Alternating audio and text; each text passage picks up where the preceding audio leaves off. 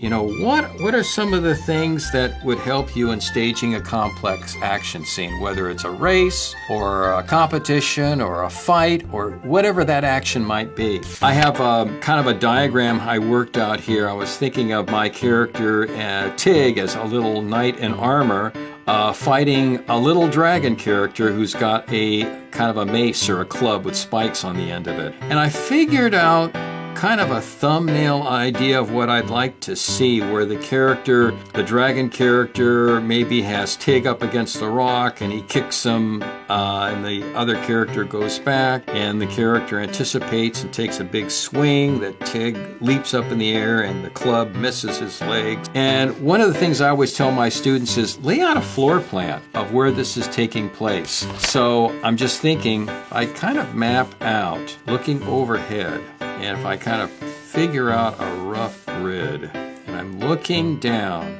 bird's eye view, and I'm thinking, okay, my dragon character will be here, Tig will be here, and I'm gonna have like a little rock formation here. And the dragon character is going to advance on Tig and push him against the rock right about here. And Tig will push him back and then run around this side where the character will now anticipate and swing his club at him, and then Tig will jump up in the air. I mean, I can add all kinds of things. I could do a cave treatment. I'm trying to figure out all of this in advance. There's the rock. Maybe this is the opening to the cave right there, and the fight takes place right in this area. So let's say I have a ground plane that's right about there.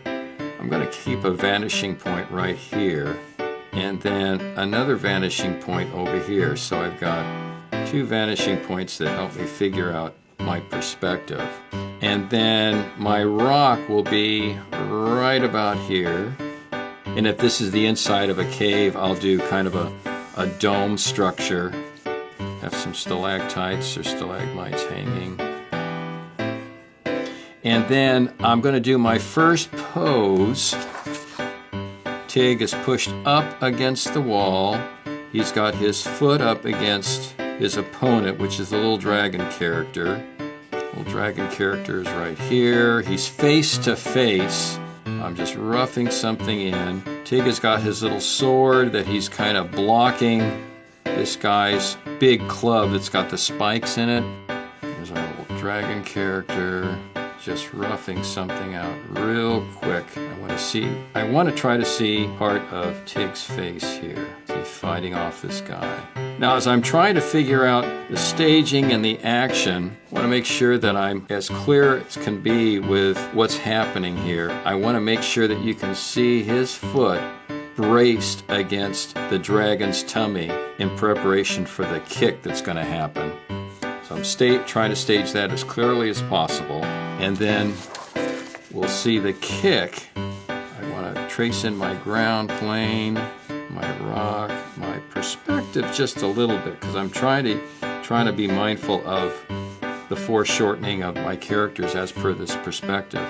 So Tig kicks up, snout, there's his arm going up holding his sword, and he actually leaves the ground. The force of him kicking the dragon, there'll be a nice little reversal here of his body as he kicks this little dragon character who, as the kick happens, there's like everything goes flying. This character is almost airborne. There's his little club that he holds in his hand. Just kicked him off. I will set myself up for pose number 3, which is Tig has landed after he's kicked the dragon character. The dragon character is now anticipating. He's landed, and he's now anticipating with his club raised up. There's the rock, and here is Tig facing him, sword drawn, in fighting stance. So we've gone from that action to this action. First, maybe thumbnail or story sketch your action out. Once you get that figured out. Then create a grid, an overhead map of your area with all the features that you've got depicted in your story sketch or in your thumbnails. Once you get that, you can figure out where your camera is. My camera is basically set up right about here, and it's focused on all this area right there. That's where my camera is. And once I figure that out in my topography, then I can go to rough in a layout for myself based on what's happening here and on my thumbnails. So with all of these things in place, then I've set myself up to, and blocking out my action, which becomes very important. So I've got a good start here.